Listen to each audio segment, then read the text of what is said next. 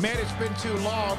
Tim Brando with us. Fox Sports joins us on the day that the Sweet 16 is about to go here in about 25 or 30 minutes in Kansas State. Jerome Tang and Madison Square Garden and Tom Izzo, et cetera. Tim, thanks for your time. What is, in your opinion, the best storyline among the Sweet 16? Oh my God, there's just too many. I don't think you can. I don't think you can pick one. And by the way, it has been a while. Good to be back with you again. Thanks for asking.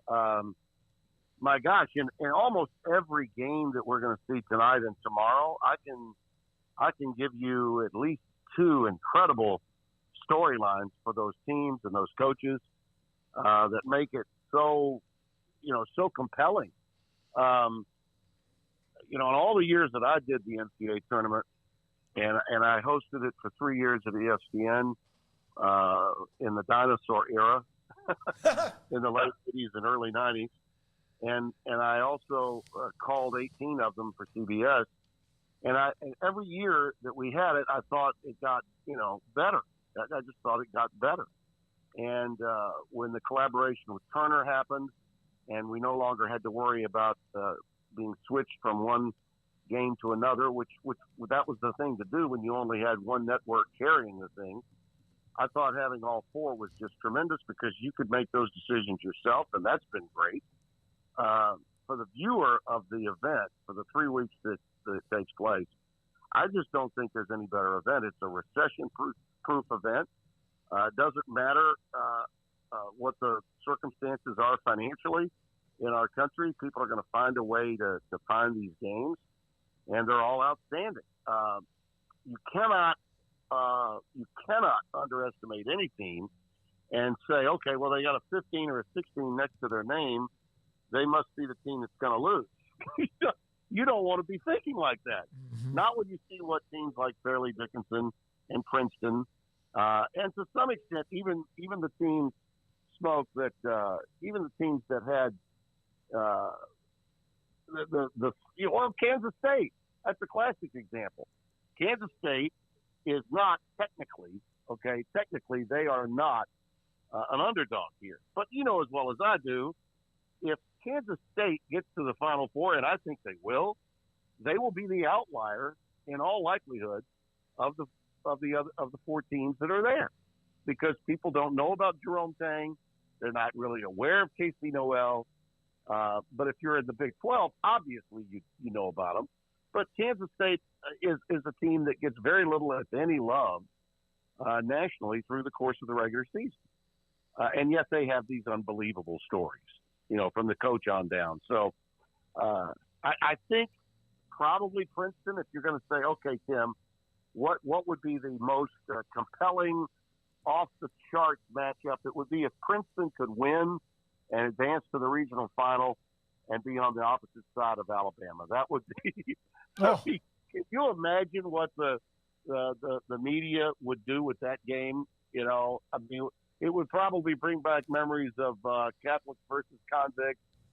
Find the good versus evil storyline that you want to take with Alabama's situation off the floor, and then Princeton, for crying out loud, potentially being on the opposite side in the Elite Eight. That would be wild if that were to happen. But all of them have great storylines. They really do.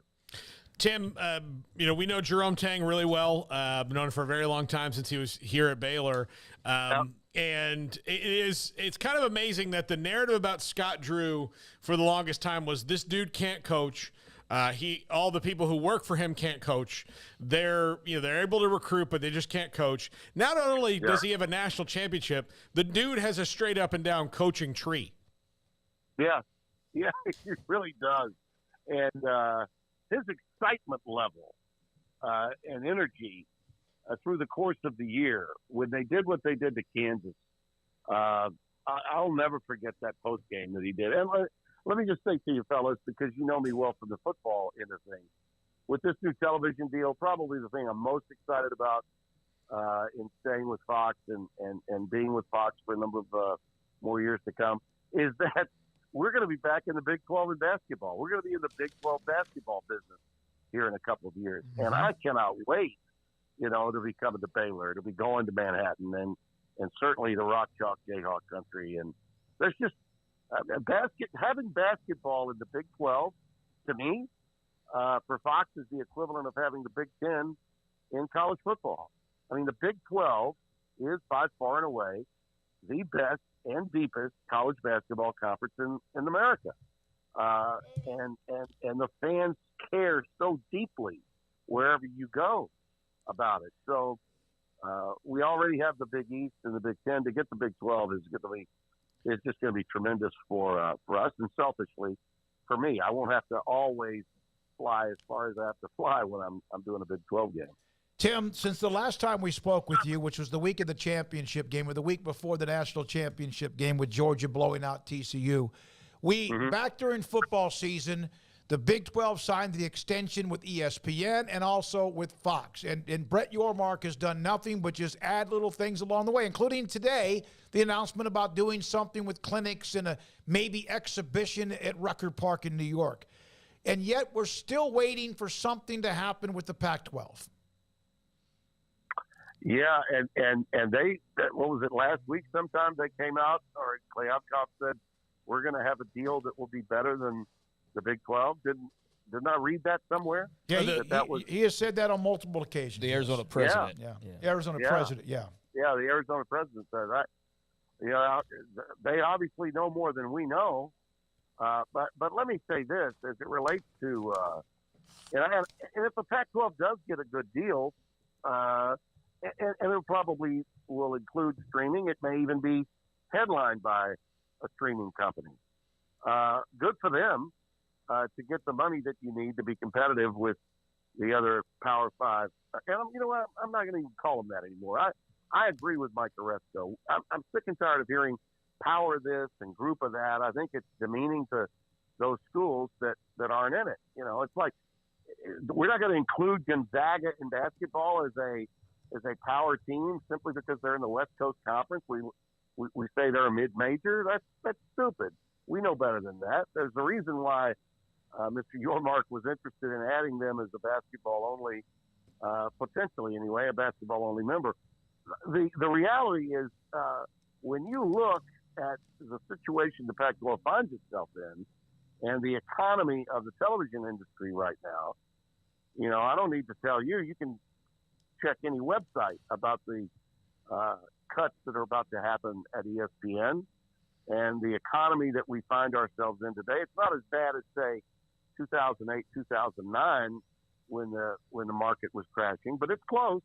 It's close. And that affects all businesses, and that includes the media as well. You can get a great deal probably from Amazon or from Apple and bank a lot of money, but will you have the eyeballs? You know, will people be watching your product? That's a tough sell to me. With what little you have left of the Pac-12 and the time of day that the games would be made available, there may be a deal that's cut with ESPN or with Fox later on. Although I hear that they're not as interested. At least that's what the published reports from the people that follow media are saying. And I can understand that because they already have the Mountain West to play in that time zone. But to me, if you don't have some linear network, some over-the-air network or major cable network like an ESPN or an FS1 involved, then I don't know how many people you're going to actually have watching. Even the numbers, if you think about it in the NFL with Thursday Night Football, the NFL made a hell of a lot of money with Amazon. But if you look at the ratings, they had about half the audience that CBS had when they had Thursday night and that Fox had when they had Thursday night. So it's a tough sell. And the closer we get to the end of this month without an announcement from the Pac-12, more I believe Mr. Yormark is working his tail off to get those teams on the fringe, on the southern end of the Pac-12. And we talked about this before. I really feel like having Colorado and Utah come into the Big 12 is more probable than possible. And by the way, if the Big Ten would have suddenly say because of travel we need to go ahead and pull the trigger on getting Oregon and Cal, or Oregon and Stanford, whoever, I could believe that happening too. I could. So I like George Kliavkoff, I do, but Yormark beat him to the punch, and they have been on their heels ever since with the TV deal. Tim, I know that this is, maybe all too optimistic in asking this question, or maybe reasonable, but are we to a point where maybe all these conference commissioners should start talking openly about what the 10, 15, 20-year future of all this is, so that we don't have all this mad scrambling? Well, I just wish they would start talking and be civil to one another. That's what that's what I want to see. They always make these public pronouncements about how they're engaging and they're discussing matters and sharing information with one another, and then we see when it comes to business, they're as cutthroat towards one another as they've ever been. And the 12-team playoff, which was proposed and then tabled for such a long time, is actually becoming a reality a year before the TV deal is up, only because the presidents have gotten involved. This guy at Mississippi State is strong, and he got a hold of people and said, we need to do this, and the presidents are the ones pushing the 12-team playoff to the point where we're starting it a year earlier. Before a new TV deal is done, we're going to experiment with 12. And then in 26, we'll have a new TV deal. But just the notion that the commissioners who really should be in control of this couldn't do business together. They met a gazillion times, and every time they walked away, Bob Bowlesby was at the time the Big 12 commissioner, and Greg Sankey were just shaking their heads in disgust. That's crazy. These guys ought to be sharing information, and they should be working together for a common goal. Did you guys happen to see this god-awful op-ed that was written by Warbrick? I was going to ask. Yeah, we were going to ask you about that. Yep. Oh my God! I mean, you talk about whining and the gnashing of teeth, and oh my God, this is broken, and how are we going to fix it? This, and then of course the headline writer, who at the New York Times is probably in charge of the garden section, of the newspaper. I mean, he puts on there, we don't want it to become the minor leagues. Listen, college football has been the minor leagues for the NFL for free forever. Yep. What the hell is he talking about? It's been the minor leagues forever, and they had no problem with that. It's just garbage. Here's what Mr. Swarbrick and his president at Notre Dame and anybody else, Mr. Jenkins, and whoever else that wants to whine about all this crap needs to come to terms with. Every business changes, okay? Our business changes. The radio business changes, okay? Anyone working in any major business over time has to adapt and adjust to the changes in business. So if the coaches just are bitching so much about, oh my God, we can't do this, I can't control or have any idea what my roster is going to look like until such and such a date. Well, hey man, get over it. You're making on average $5 million a year per, in some cases twice that amount of money. And if your life is getting a little bit harder now, cry me a blanking river, okay? Get your blank together and get on with it. I mean, that's the world we're living in today. Everybody's got to make adjustments and adaptation. And the last thing that I want to hear from a place like Notre Dame is how hard it is, how difficult it is. I mean, come on. That is so filled with sap. It sours me. It was just gobbledygook. Pablum is all that it was. I just couldn't. I mean, I read about 3 paragraphs and I thought I was going to regurgitate. It was that bad. We couldn't tell. No. I just want to make this quick comment before Craig. Notre Dame complaining about that is like somebody telling you, like, listen, you're lucky you don't have a private jet. It is more maintenance than it's worth. Right. Yeah, that's a good point. Right. Tim, so true. So very true. Tim, this question is not about TV ratings or I guess it's about realignment, but just without all the other stuff, all the other noise, just straight up, we do know, amidst all the rumors and all of that the Pac-12 has at least looked at schools like SMU and San Diego State, and perhaps here in the next few weeks in near future they announce them as expansion teams. But just in your experience and knowing whatever it is that you know about San Diego State or SMU, what are your thoughts on just the simple part of the storyline of those two getting the call up, so to speak? What are your thoughts about the potential of the Mustangs and the Aztecs with the Pac-12 branding behind them? I believe San Diego State it's not a needle mover for the Pac-12, but it is a good get geographically for the Pac-12. Being in the San Diego market is a good thing. They've got a brand new stadium. That's also a good thing. Facilities and the influence that program has had in recent years is very, very good in both football and basketball. Okay, we'll see them impact Alabama perhaps. Maybe they'll give them a good game in basketball coming up. For SMU, that's a way for the Pac-12 can say, well, we're getting into Texas. We're broadening our reach. They can say that. Any conference would if they're going outside their time zone, to get a team. Does it make the SMU job a lot better? Then, yeah, it does make the SMU job a lot better because of the television revenue. As good as a job as Mike Oresco has done, anywhere between 7 to 10 million annually is about all those teams get. So when you move up, just like the teams that the Big 12 just got, just like Cincinnati and UCF, moving in and Houston. Yeah, it makes it a bigger and better job, no doubt about it. But I think SMU, if I were them, I would be somewhat concerned and wait and see and take a long look because the potential of them maybe doing better than that.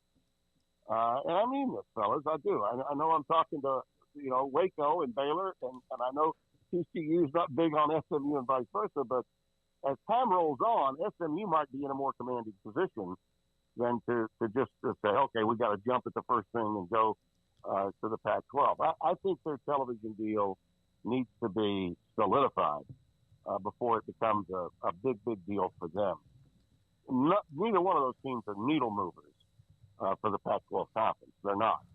But I do think in the case of San Diego State, it is a good geographical get. And I think in the case of SMU, simply from a TV standpoint and banking that money, and that money would probably be somewhere between 20 to 30 million more annually. It's helpful to them.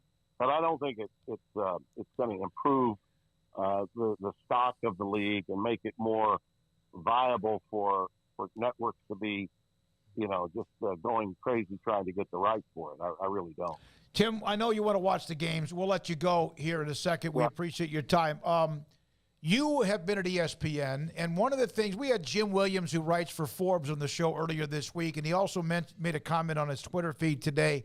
The thing about ESPN, the reports are they're not right now involved with the Pac-12, and even perhaps Fox, although there's always the back and forth of some who say they are. But being someone who was at ESPN, and now you're at Fox, would ESPN want no West Coast type of footprint if they're not a part of the Pac-12? Is that something that would bother them at all? No, I don't think so. Okay. No, and God only knows I'm not an ESPN expert. When I worked there, they were owned by Getty Oil and Cap Cities long before they went to Disney, and long before it was a different place and a different time, and a time that I treasure and a time that I would tell you that without I would not be where I am today. So I'm very grateful for the time spent and the many people that affected and impacted my career in a positive way in my late 20s and into my 30s. I left there when I was 38 years old. I got there when I was 29, and I left when I was 38. I do think this, from the standpoint of just the conversations about the Pac-12 getting a linear or large linear network to be involved, more likely to be ESPN, and I say that just giving an opinion, not because I have any knowledge of what the company I work for really wants to do with its right fee conversation. That's not my that's not in my repertoire of facilities or anything that I've ever done for networks. But we already have a nice deal with the Mountain West Conference, which gives you games in that time zone, Smoak. I mean, Yep. if you look at the Mountain West in basketball, it was actually better than the Pac-12. From top to bottom, that league was better than the Pac-12. Who were the good teams in the Pac-12? It was Arizona and UCLA, and then what? There wasn't a lot there. And in football, it's a similar story. And those two teams are now in the Big Ten, and you're covered at Fox with those two teams in the Big Ten.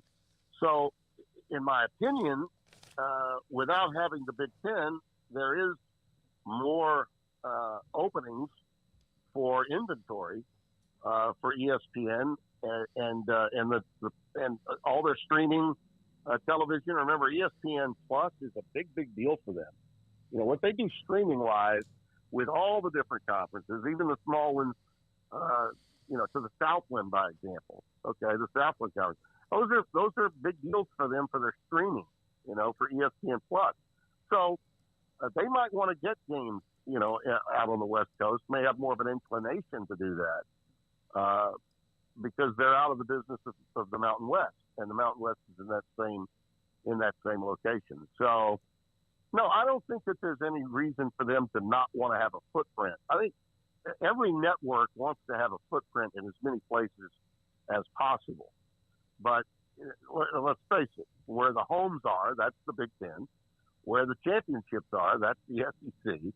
Those are the two that are driving the bus. And I would say that the Big 12 last year positioned itself. And this is the amazing thing about what Brett Yormark did, fellas. The Big 12 is probably, from a market standpoint, in the worst possible position to get big-time ratings. A lot of games didn't get big ratings, but they had big impact last year. And Yormark was really smart and really great at marketing the success of their teams and the success of when people viewed into these games, even if they didn't get big ratings, they had great audiences. There was a positive vibe. There was an excitement level. It was a little SEC-like to me. As someone that did Southeastern Conference football for a long, long time, the place that I feel more of an SEC vibe when it's not in the SEC, it's clearly in the Big 12. It's not going to get the ratings that the Big Ten gets, but there aren't any teams that are in mega markets, with the exception of TCU is in the Dallas-Fort Worth market, and that's good. But with Oklahoma and Texas gone, you've got really small markets, but you've got schools and programs with tremendous impact and teams that have now proven on the field that they can go up against the Big Ten. I don't care that TCU lost by a gazillion points to Alabama. What I do care about is that they beat Michigan, okay, a Big Ten team, a team that had just beaten Ohio State, and they were able to prop up and carry the banner for the Big 12 into the college football playoff further than anybody else had since its inception. And that's something you can build on. And he's a PR guy, and he's innovative, and he's creative, and it's really shown up since he's been hired. Tim, it's great to have you back on, man. We appreciate it. And if, in fact, anything ever does happen, when it does happen with the Pac-12, get your point of view on that, whenever that might be, hopefully sooner rather than later. Go enjoy the games. Hit them straight, and thanks for your time. You got it, fellas. Good to be with you again. Tim Brando, Bye-bye. Fox Sports, with many things from the Notre Dame op-ed to obviously the media rights and his experience involved in that and so much more, including, of course, his thoughts about the tournament. Yeah, you look